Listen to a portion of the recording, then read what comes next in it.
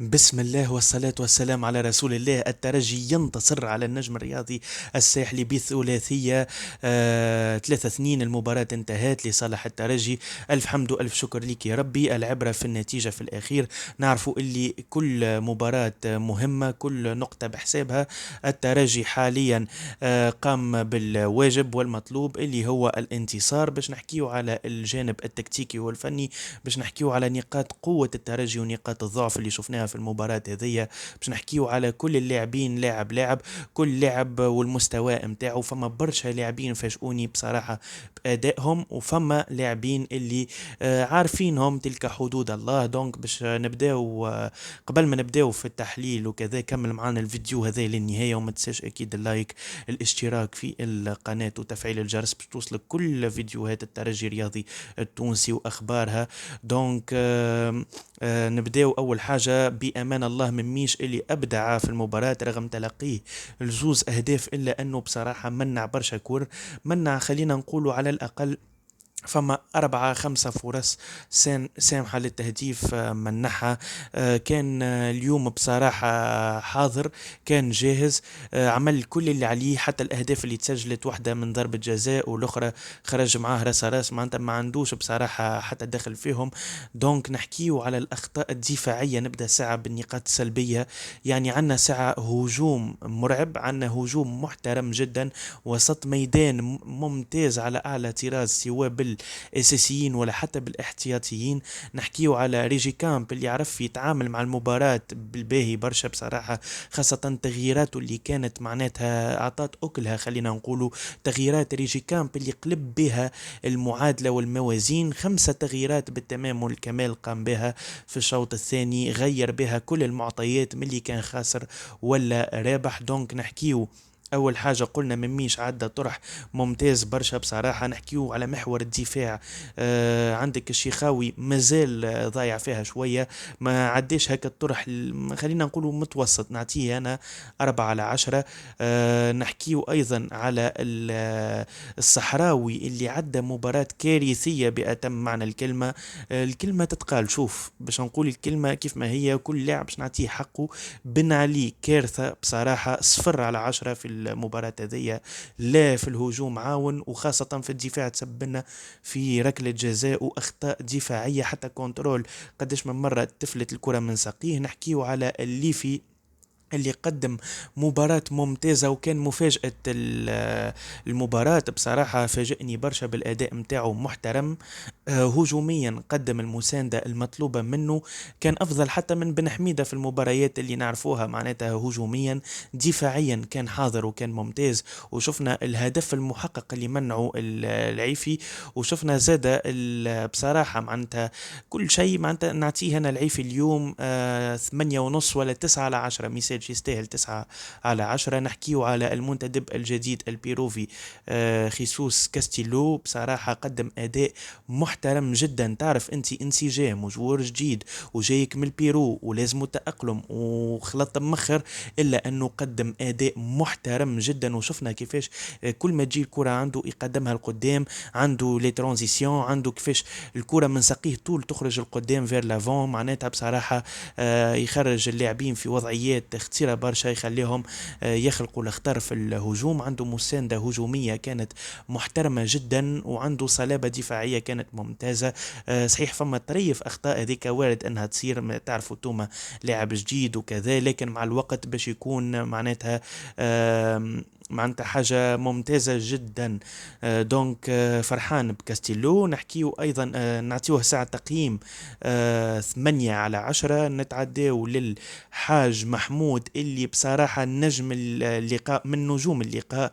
قدم أداء عالمي ممتاز محترم، سجل الهدف، شفناه كيفاش معناتها قدم بالكرة، جبد بالاول بعد فيكسا الديفونسورات والحارس، وكيفاش سدد الكرة بصراحة بطريقة فنية توري لك قيمة اللاعب الدولي، وتوري لك قيمة التكوين متاعه وقيمة اللاعب هذايا. بصراحة لاعب ممتاز جدا، خاصة في مباراة امام فريقه السابق.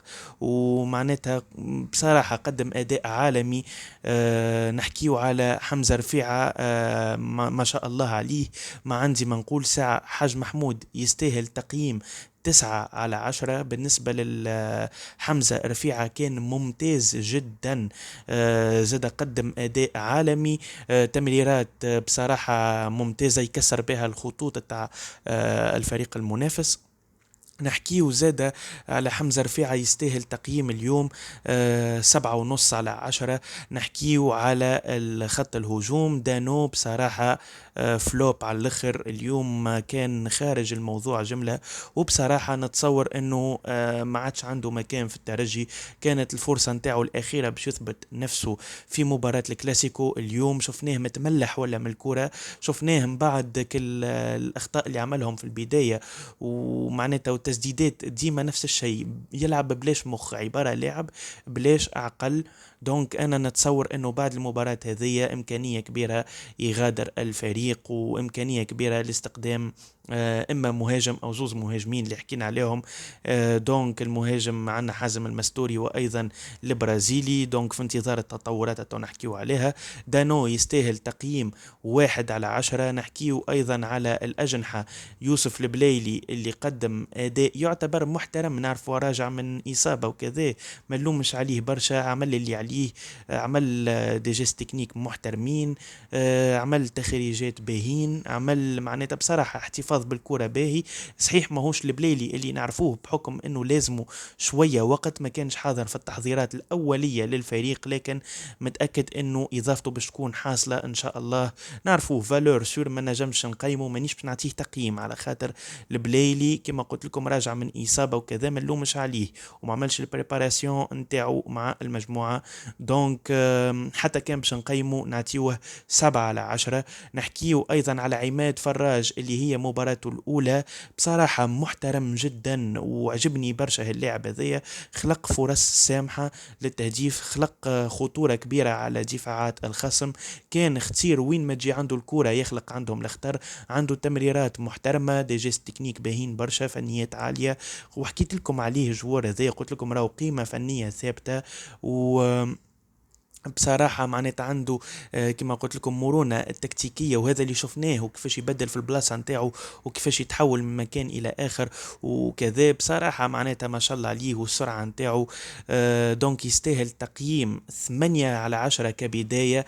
كبداية قلت لكم خاطر لاعب مازال كيف جاء مخر في التحضيرات، وزاد كما نقولوا مازال فما الانسجام وكذا، وهذا كله يدخل في الحسابات كيف باش نجيو نقيموا أي لاعب. نتعداو اخيرا الى اللي دخلوا من بعد في التغييرات.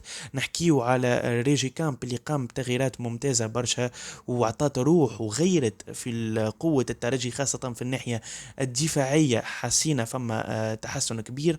تغيرت الخطة التكتيكية متاعه تماما، من اللي كان يلعب في 4-2-3-1 غيرها تماما، ودخل مايل فرنانديز اللي قدم اداء ممتاز جدا. وقلت لكم هاللاعب هذا راهو مخطر برشا، قلت لكم راهو اللاعب عالمي يستاهل تقييم خلينا نقولوا 8/10 كبداية.